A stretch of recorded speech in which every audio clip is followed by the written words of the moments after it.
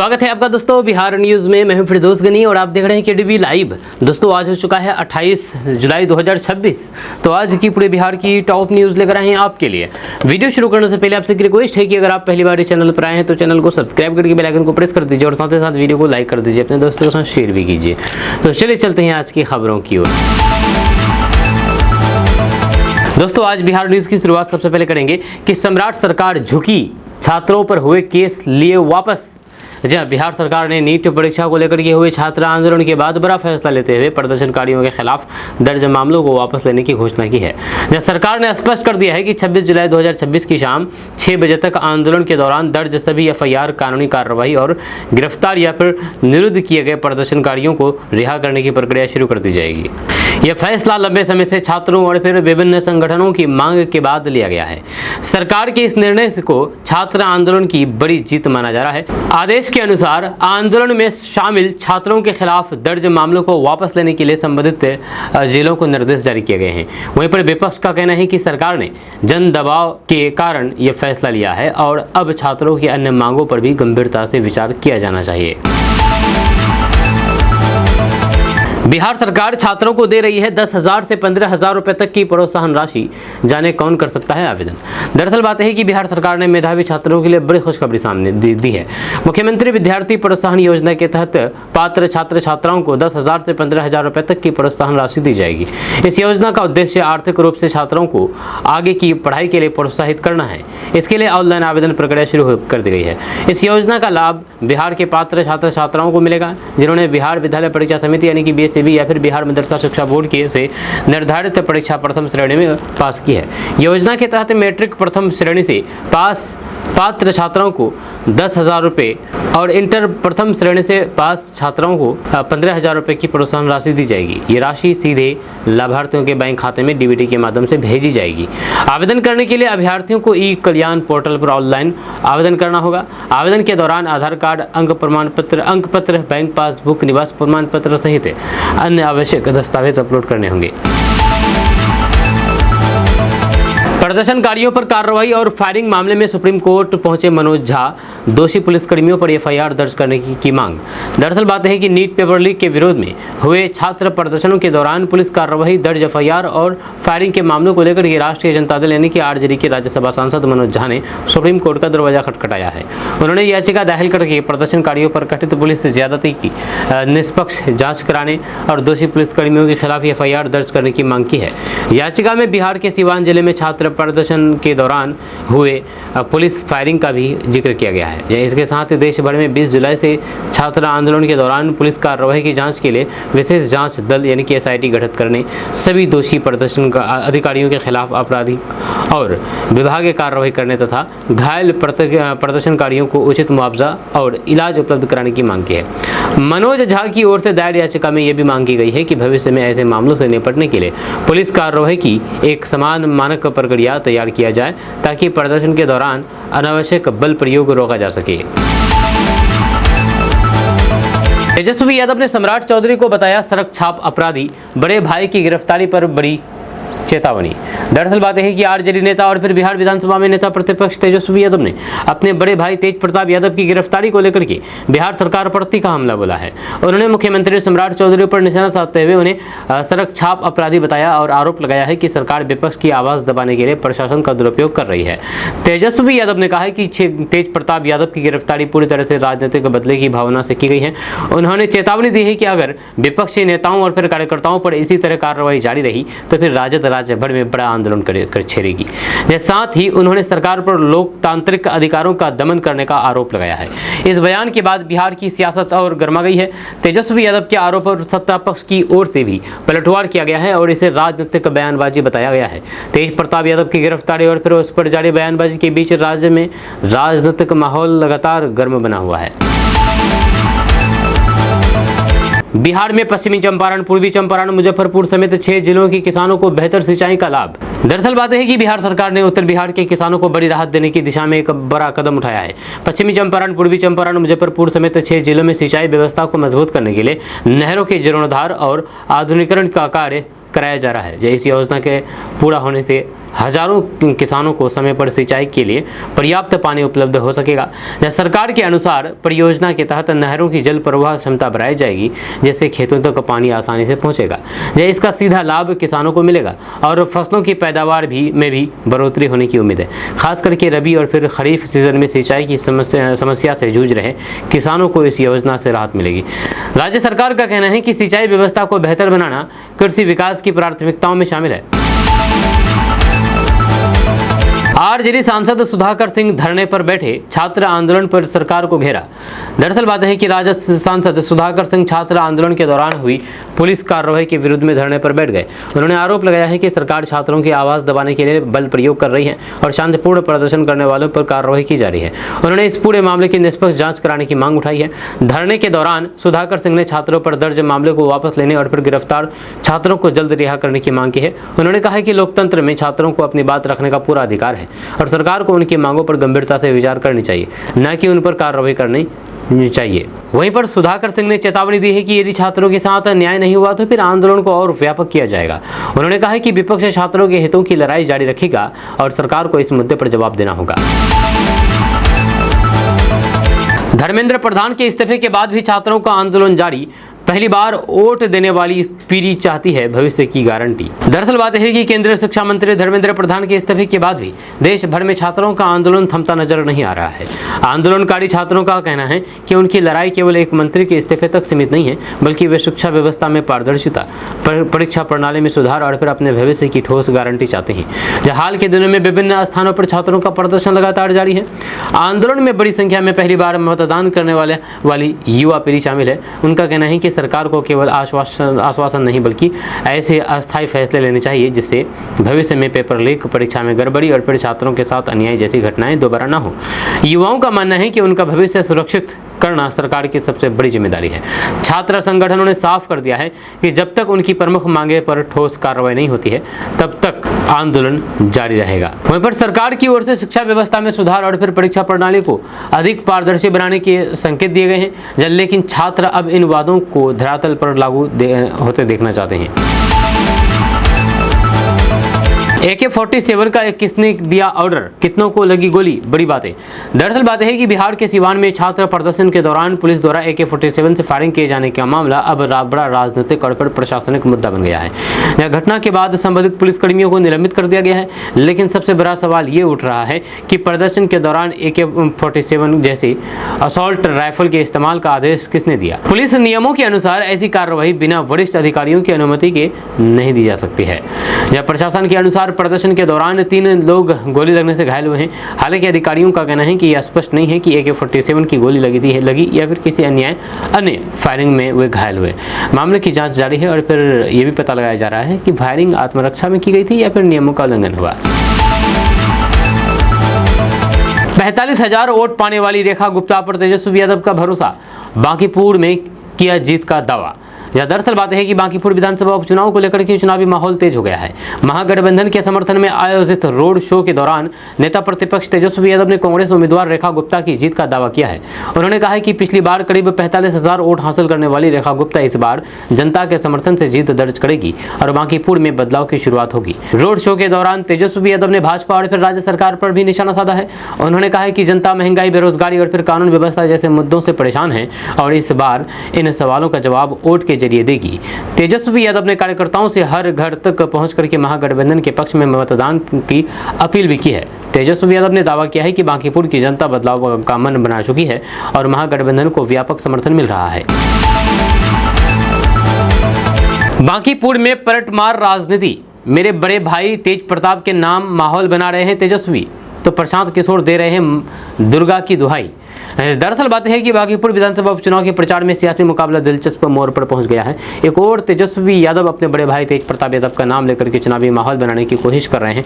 वहीं पर दूसरी ओर जनसुराज के प्रमुख प्रशांत किशोर ने दुर्गा का आशीर्वाद और धार्मिक भावनाओं का जिक्र करते हुए मतदाताओं से समर्थन मांग रहे हैं। इससे चुनावी मुकाबला और अधिक रोचक हो गया है। राजनीतिक विश्लेषकों का मानना है कि तेज प्रताप यादव की गिरफ्तारी के बाद उनके नाम पर सहानुभूति का माहौल बनाने की कोशिश हो रही है।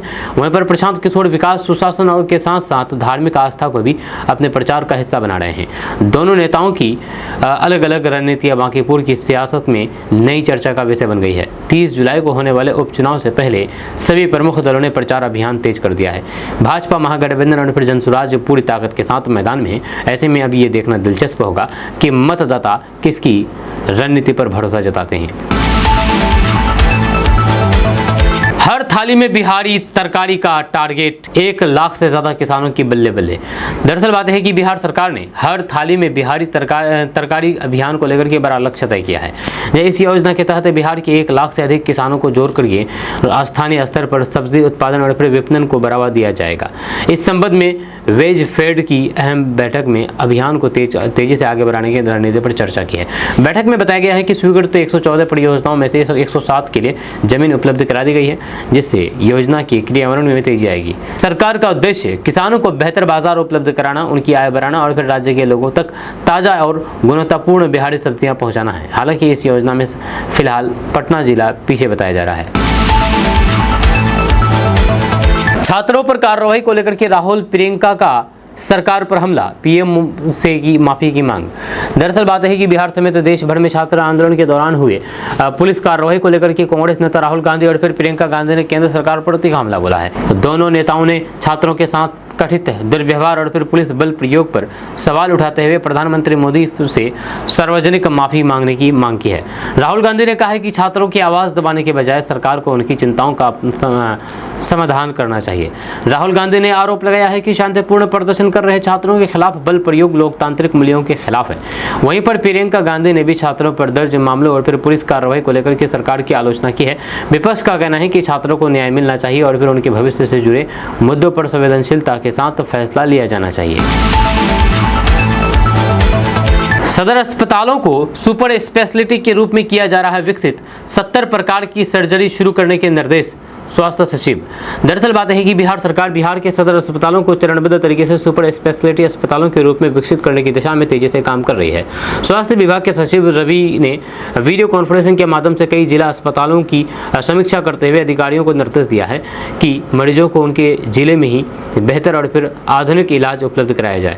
समीक्षा बैठक में स्वास्थ्य सचिव ने सभी संबंधित सिविल सर्जनों को जिला अस्पतालों में चिन्हित 70 प्रकार की सर्जरी जल्द शुरू करने के निर्देश दिए हैं। इसके साथ ही ऑर्थोपेडिक, जनरल सर्जरी और फिर स्त्री एवं प्रसूति रोग के लिए अलग अलग ऑपरेशन थिएटर 24/7 संचालित करने, आईसीयू और फिर वेंटिलेटर को पूरी तरह से कार्यशील रखने तथा अनावश्यक रेफरल पर रोक लगाने पर जोर दिया गया है। स्वास्थ्य सचिव ने कहा कि जिन अस्पतालों में विशेषज्ञ डॉक्टरों, आधुनिक सर्जिकल उपकरणों या फिर एनेस्थीसिया वर्क स्टेशन की कमी है, वहां उन्हें प्राथमिकता के आधार पर उपलब्ध कराया जाए। जिस गांव की आबादी सबसे ज्यादा, उसी के नाम पर होगा नई पंचायतों का नाम और मुख्यालय। दरअसल बात है कि बिहार में पंचायत परिसीमन को लेकर के बड़ा बदलाव किया गया है। जब पंचायती राज विभाग की नई अधिसूचना के अनुसार अब नई ग्राम पंचायतों का नाम उसी राजस्व ग्राम के गांव के नाम पर रखा जाएगा जिसकी आबादी सबसे अधिक होगी। इतना ही नहीं, पंचायत का मुख्यालय भी उसी बड़े आबादी वाले गांव में स्थापित किया जाएगा। इस बदलाव का उद्देश्य पंचायत व्यवस्था में को अधिक व्यवस्थित और फिर प्रशासनिक रूप से प्रभावी बनाना है। नई व्यवस्था के तहत किसी एक गांव को 2 अलग अलग पंचायतों में नहीं बांटा जाएगा। जब पंचायतों का परिसीमन राजस्व गांव और फिर वर्ष 2011 की जनगणना के आंकड़ों के आधार पर किया जाएगा। जिस सरकार का मानना है कि इससे पंचायतों की सीमाएं स्पष्ट होगी और स्थानीय प्रशासन के कामकाज में आसानी होगी। पंचायती राज विभाग ने सभी जिलों में परिसीमन की प्रक्रिया शुरू करने के निर्देश दिए हैं। ये प्रक्रिया पूरी होने के बाद नई पंचायतों का गठन किया जाएगा और इसी आधार पर आगामी पंचायत चुनाव कराए जाएंगे। दिल्ली हाईकोर्ट से बिहार के भाजपा विधायक राजू सिंह को मिली बड़ी राहत, निचली अदालत की सजा पर भी निलंबित। दरअसल बात है कि बिहार के साहेबगंज विधानसभा क्षेत्र से भाजपा विधायक डॉक्टर राजू कुमार सिंह को दिल्ली हाईकोर्ट से बड़ी कानूनी राहत मिली है। हाईकोर्ट ने उन्हें जमानत देते हुए निचली अदालत द्वारा सुनाई गई 4 साल की सजा के क्रियान्वयन पर फिलहाल रोक लगा दी गई है।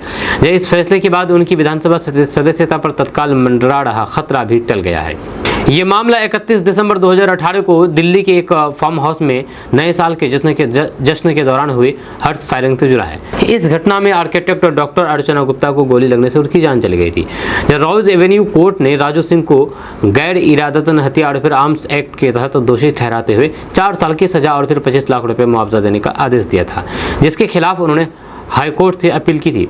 दिल्ली हाईकोर्ट ने अपील पर सुनवाई के दौरान उन्हें अंतरिम राहत देते हुए सजा के प्रावधान को फिलहाल निलंबित कर दिया है। हालांकि दोष सिद्धि से जुड़े कानूनी पहलुओं पर अंतिम फैसला आगे की सुनवाई होगी।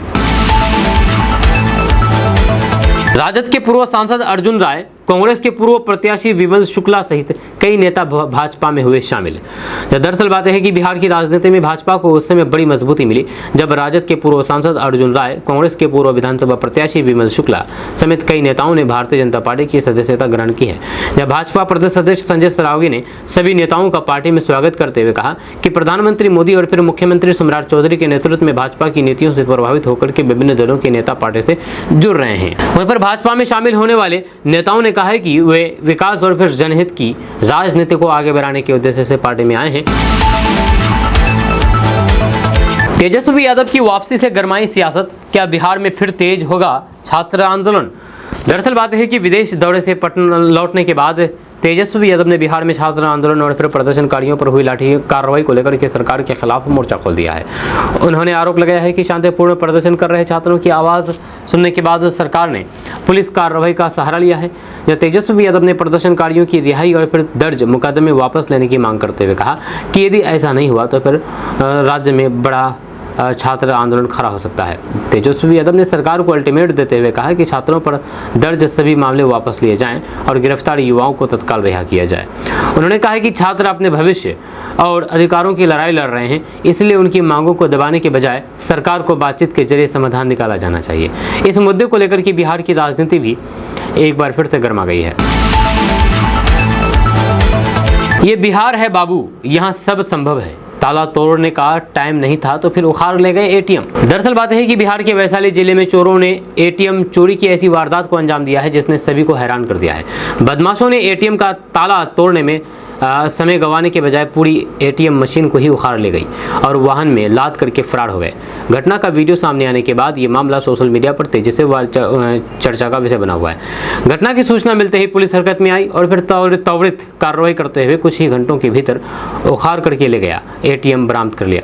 प्रारंभिक जांच में सामने आया है कि बदमाशों ने एटीएम के पिछले हिस्से को काट करके कैश बॉक्स तक पहुंचने की कोशिश की थी, लेकिन पुलिस की सक्रियता के कारण पूरी तरह से अपने मंसूबे में सफल नहीं हो सकी। जब मामले की जांच के लिए फॉरेंसिक टीम और फिर सीसीटीवी फुटेज की भी मदद ली जा रही है। पुलिस ने बताया है कि आरोपी की पहचान के लिए आसपास के लगे सीसीटीवी कैमरे की फुटेज खंगाली जा रही है और फिर संभावित ठिकानों पर कार्रवाई छापेमारी जारी है। अब बिहार बनेगा छात्रों की लड़ाई का नया अखाड़ा, ये दो गलतियां सम्राट सरकार को पड़ सकती हैं भारी। दरअसल बात है कि दिल्ली के जंतर मंतर पर छात्र आंदोलन भले ही फिलहाल शांत दिख रहा हो, लेकिन इसका राजनीतिक असर अब बिहार में तेजी से दिखाई दे रहा है। बिहार बंद के दौरान छात्रों की गिरफ्तारी, सिवान में एक पुलिसकर्मी द्वारा AK-47 से हवाई फायरिंग का वीडियो और फिर विपक्ष के तीखे हमलों ने पूरे विवाद को नया मोड़ दे दिया है। मामला अब सड़क से लेकर के अदालत और फिर सियासी मंच तक पहुंच चुका है। रिपोर्ट्स के मुताबिक सरकार की दो कार्रवाई पर सबसे ज्यादा सवाल उठ रहे हैं। जब पहली प्रदर्शन के दौरान पुलिस की कार्रवाई और AK-47 फायरिंग की घटना, जिसमें संबंधित पुलिसकर्मी को बाद में निलंबित करके जांच शुरू कर दी गई है। दूसरी, प्रदर्शनकारी छात्रों पर दर्ज FIR और फिर गिरफ्तारियां, जिसे लेकर के विपक्ष और फिर छात्र संगठनों ने कड़ा विरोध जताया।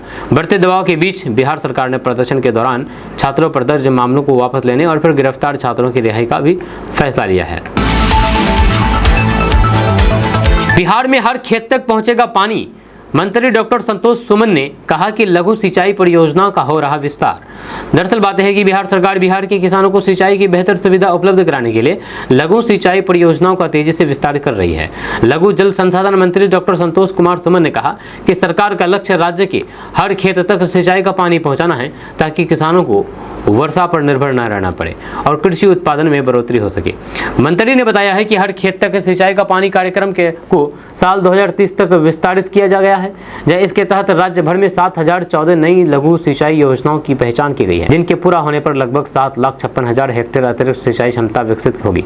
उन्होंने कहा कि आहर, पैन, तालाब, चेक डैम और फिर अन्य जल स्रोतों की पुनर्जीवन के साथ नई योजनाओं पर भी चरणबद्ध तरीके से काम किया जा रहा है। डॉक्टर संतोष कुमार सुमन ने कहा कि सरकार की प्राथमिकता किसानों की आय बढ़ाना और फिर खेती को अधिक लाभकारी बनाना है। उन्होंने अधिकारियों को निर्देश दिया गया है कि सभी लघु सिंचाई परियोजना का कार्य तय समय सीमा में पूरा किया जाए।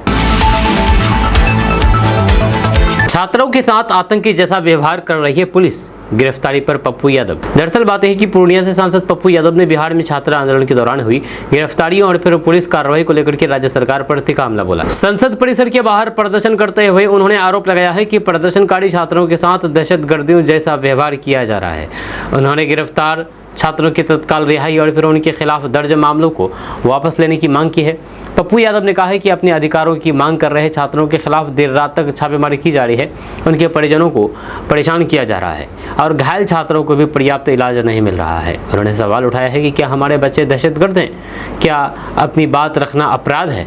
साथ ही उन्होंने छात्र नेताओं की रिहाई और फिर पुलिस कार्रवाई की निष्पक्ष जाँच की मांग की हुई। वहीं पर छात्र आंदोलन को लेकर के बिहार में सियासी माहौल लगातार गर्म बना हुआ है, जब विपक्ष सरकार पर पुलिस के दुरुपयोग का आरोप लगा रहे हैं, जबकि सरकार का कहना है कि कानून व्यवस्था बनाए रखने के लिए आवश्यक कदम उठाए गए हैं।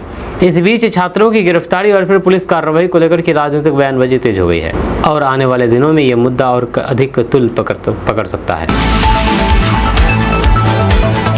तुरंत रिहा करें, केस वापस लें। तेजप्रताप यादव की गिरफ्तारी पर शत्रुघ्न सिन्हा ने सम्राट सरकार को घेरा, कहा दिल्ली समझौता बिहार में भी हो लागू। दरअसल बात है कि तेजप्रताप यादव की गिरफ्तारी के बाद बिहार की सियासत और गर्मा गई है, जब टीएमसी सांसद एवं वरिष्ठ अभिनेता शत्रुघ्न सिन्हा ने बिहार सरकार पर निशाना साधते हुए तेजप्रताप यादव और छात्र आंदोलन के दौरान गिरफ्तार किए गए सभी लोगों को तुरंत रिहा करने की मांग की है। उन्होंने कहा है कि छात्रों पर दर्ज मुकदमे भी वापस लिए जाने चाहिए और लोकतांत्रिक तरीके से आंदोलन करने वालों के साथ सख्ती उचित नहीं है। शत्रुघ्न सिन्हा ने कहा है कि जिस तरह दिल्ली में छात्र आंदोलन के बाद बातचीत और फिर सहमति का रास्ता निकाला गया, उसी तरह का दिल्ली समझौता बिहार में भी लागू किया जाना चाहिए। उनका कहना था कि सरकार को टकराव के बजाय संवाद का रास्ता अपनाना चाहिए ताकि छात्रों युवाओं की समस्याओं का शांतिपूर्ण समाधान निकाला जा सके। इस बयान के बाद विपक्ष ने भी सरकार पर दबाव बढ़ा दिया है। बिहारी युवाओं को हुनरमंद बनाएंगे सम्राट सरकार के 16 विभाग, 5 साल में 50 लाख का टारगेट। दरअसल बात है कि बिहार सरकार ने बिहार के युवाओं के कौशल विकास को बढ़ावा देने के लिए बड़ा रोड मैप तैयार किया है, जहां इसके तहत अगले 5 सालों में 50 लाख युवाओं को विभिन्न क्षेत्रों में प्रशिक्षण देकर रोजगार के योग्य बनाया जाएगा। इस अभियान में राज्य सरकार के 16 विभाग मिलकर के काम करेंगे और फिर उद्योगों की जरूरतों के अनुसार युवाओं को प्रशिक्षित किया जाएगा। वहीं पर युवा रोजगार एवं कौशल विकास विभाग की योजनाओं के अनुसार साल 2026-27 में 4,65,000 से अधिक युवाओं को प्रशिक्षण देने का लक्ष्य रखा गया है। इसके लिए बिहार कौशल विकास मिशन के माध्यम से विभिन्न सरकारी विभागों के साथ साथ नामी कंपनियों की भी भागीदारी सुनिश्चित की जाएगी। यह प्रशिक्षण का फोकस आधुनिक तकनीकी उद्योगों की मांग और रोजगार पूरक कौशल पर रहेगा ताकि युवाओं को बेहतर रोजगार के अवसर मिल सके। वहीं पर सरकार का कहना है कि इस पहल का उद्देश्य राज्य के युवाओं को आत्मनिर्भर बनाना और उद्योगों के लिए कुशल मानव संसाधन तैयार करना है। बिहार बंद हिंसा मामला, दूसरे दिन भी पुलिस की बड़ी कार्रवाई, 25 और प्रदर्शनकारी भेजे गए जेल। दरअसल बात है कि बिहार बंद के दौरान सिवान में हुई हिंसा, पथराव और फिर पुलिस पर हमले के मामले में दूसरे दिन भी पुलिस की कार्रवाई जारी रही है, जब 25 और प्रदर्शनकारियों को गिरफ्तार करके न्यायिक प्रक्रिया पूरी करने के बाद जेल भेज दिया गया है।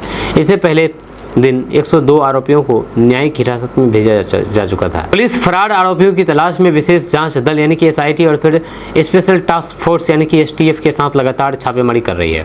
CCTV फुटेज, ड्रोन कैमरों की रिकॉर्डिंग और सोशल मीडिया पर वायरल वीडियो के आधार पर संदिग्धों की पहचान की जा रही है। अधिकारियों का कहना है कि हिंसा में शामिल किसी भी आरोपियों को बख्शा नहीं जाएगा और तकनीकी साक्ष्यों के आधार पर आगे भी गिरफ्तारियां जारी रहेंगी।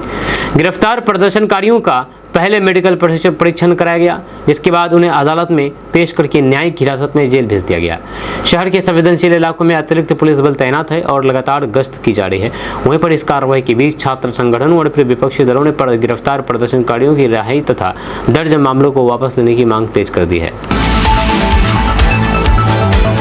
वाल्मीकि टाइगर रिजर्व से बड़ी खुशखबरी, बड़े बाघों के संकेत, 29 जुलाई को आगे आएंगे आधिकारिक आंकड़े। दरअसल बात है कि बिहार के इकलौते वाल्मीकि टाइगर रिजर्व यानी कि VTR से वन जीव संरक्षण को लेकर के उत्साहजनक संकेत मिले हैं। वन विभाग के अनुसार हालिया आकलन में रिजर्व में बाघों की संख्या बढ़ने के शुरुआती संकेत सामने आए हैं। हालांकि अंतिम और फिर आधिकारिक आंकड़े 29 जुलाई को अंतर्राष्ट्रीय बाघ दिवस के अवसर जारी किए जाएंगे। वन अधिकारियों का कहना है कि अवैध कटाई पर रोक, लगातार गश्त, कैमरा ट्रैप, निगरानी और फिर बेहतर संरक्षण उपयोगों का सकारात्मक असर देखने को मिल रहा है। बाघों के साथ साथ अन्य वन जीवों की संख्या में भी वृद्धि के संकेत मिले हैं। अधिकारियों का मानना है कि बेहतर प्राकृतिक आवास और संरक्षण प्रयासों के कारण वाल्मीकि टाइगर रिजर्व का परिस्थितिकी तंत्र और मजबूत हुआ है। वन विभाग के मुताबिक बाघों की संख्या में संभावित बढ़ोतरी से पर्यटन को भी बढ़ावा मिलने की उम्मीद है। जंगल सफारी के दौरान बाघों के दिखने की संभावना बढ़ने से पर्यटकों का आकर्षण भी बढ़ सकता है। अब सभी की निगाहें 29 जुलाई को जारी होने वाली आधिकारिक रिपोर्ट पर टिकी है। Anti paper leak bill pass कराने को सरकार तैयार, विपक्ष उठा रहा सवाल, केंद्र का क्या है प्लान। दरअसल बात है कि केंद्र सरकार लोकसभा में पब्लिक एग्जामिनेशन संशोधन विधेयक 2026 पारित करने की तैयारी में है। जब प्रस्तावित संशोधन का उद्देश्य पेपर लीक और फिर परीक्षा में संगठित धांधली पर पहले से अधिक सख्त कार्रवाई सुनिश्चित करना है। सरकार का कहना है कि नए प्रावधानों से जांच और सुनवाई की प्रक्रिया तेज होगी, जबकि विपक्ष का कहना है कि केवल कानून कड़ा करने से इस समस्या का समाधान नहीं होगा। जब प्रस्तावित बिल में पेपर लीक मामलों की जांच 2 महीने के भीतर पूरी करने, सुनवाई के लिए फास्ट ट्रैक कोर्ट गठित करने और 3 महीने के भीतर मुकदमे के निपटारे का लक्ष्य रखा गया है। इसके अलावा गंभीर मामलों में दोषियों के लिए 5 से 10 साल तक की जेल और फिर 10 करोड़ रुपए तक के जुर्माने का प्रावधान प्रस्तावित है। केंद्र सरकार बहुराज्यीय परीक्षा घोटालों की जांच के लिए विशेष टास्क फोर्स बनाने की तैयारी में है। विपक्ष का कहना है कि केवल सजा बढ़ाने से पेपर लीक नहीं रुकेगी, बल्कि परीक्षा प्रणाली में पारदर्शिता, जवाबदेही और फिर प्रभावी निगरानी भी जरूरी है। संवाद में इस विधेयक को लेकर के सत्तापक्ष और विपक्ष के बीच तीखी बहस की संभावना है। सरकार इसे छात्रों का भरोसा बहाल करने की दिशा में बड़ा कदम बता रही है, जबकि विपक्ष व्यापक शिक्षा सुधारों की मांग कर रहा है। हम दिखावा नहीं करते, भरत तिवारी की मां से मिले पवन सिंह, भावुक होकर के दिया न्याय का भरोसा। दरअसल बात है कि भोजपुरी अभिनेता और फिर भाजपा एमएलसी पवन सिंह ने चर्चित भरत तिवारी इनकाउंटर मामले में उनके गांव पहुंचकर के मां आशा देवी से मुलाकात की है और परिवार को सांत्वना दी है। इस दौरान उन्होंने कहा कि वे केवल दिखावे की राजनीति में विश्वास नहीं करते, बल्कि पीड़ित परिवार के साथ मजबूती से खड़े हैं। पवन सिंह ने भरत तिवारी की मां को न्याय दिलाने के लिए हर संभव सहयोग का भरोसा भी दिया है। मुलाकात के दौरान पवन सिंह भावुक नजर आए और उन्होंने कहा कि किसी मां के बेटे को खोने का दर्द शब्दों में बयान नहीं किया जा सकता। उन्होंने आश्वासन दिया है कि मामले की निष्पक्ष जांच होनी चाहिए और यदि किसी के साथ अन्याय हुआ है तो फिर उसे न्याय अवश्य मिलना चाहिए। परिवार के सदस्यों से बातचीत करके उन्होंने हर स्तर पर साथ देने का वादा किया है। भरत तिवारी इनकाउंटर मामले को लेकर के पहले से ही राजनीतिक और फिर सामाजिक स्तर पर चर्चा जारी है। कई जनप्रतिनिधि और सामाजिक कार्यकर्ता भी पीड़ित परिवार से मिल चुके हैं तथा निष्पक्ष जांच की मांग उठा चुके हैं। पवन सिंह की इस मुलाकात के बाद एक बार फिर से ये मामला सुर्खियों में आ गया है और न्याय की मांग तेज होती दिखाई दे रही है। जंतर मंतर के बाद बिहार बन रहा छात्रों की लड़ाई का नया अखाड़ा। दरअसल बात है कि दिल्ली के जंतर मंतर पर छात्र आंदोलन के बाद अब बिहार में भी छात्रों के मुद्दे को लेकर के सियासी माहौल गर्मा गया है। सीवान में छात्र प्रदर्शन के दौरान AK-47 से फायरिंग, प्रदर्शनकारियों की गिरफ्तारी और फिर उनके खिलाफ दर्ज मामलों को लेकर के विपक्ष लगातार सरकार पर हमलावर हैं। इन घटनाओं के बाद बिहार में छात्र आंदोलन को नया राजनीतिक आयाम मिलता दिखाई दे रहा है। विपक्षी दलों और फिर छात्र संगठनों का आरोप है कि सरकार छात्रों की आवाज दबाने का प्रयास कर रही है। वहीं पर सरकार का कहना है कि कानून व्यवस्था बनाए रखने के लिए आवश्यक कार्रवाई की गई है। इस बीच गिरफ्तार छात्रों की रिहाई और फिर दर्ज मामलों को वापस लेने की मांग तेज हो गई है, जबकि कई छात्र संगठनों ने राज्य भर में आंदोलन को और व्यापक करने की चेतावनी दी है। वहीं पर राजनीतिक जानकारों का मानना है कि यदि छात्रों की मांगे और सरकार के बीच जल्द सहमति नहीं बनती है तो फिर बिहार आने वाले दिनों में छात्र आंदोलन का प्रमुख केंद्र बन सकता है। फिलहाल सरकार हालात पर नजर बनाए हुए है, जबकि विपक्ष इसे युवाओं और फिर छात्रों के अधिकारों का बड़ा मुद्दा बनकर के सरकार को घेरने की रणनीति अपना रहे हैं।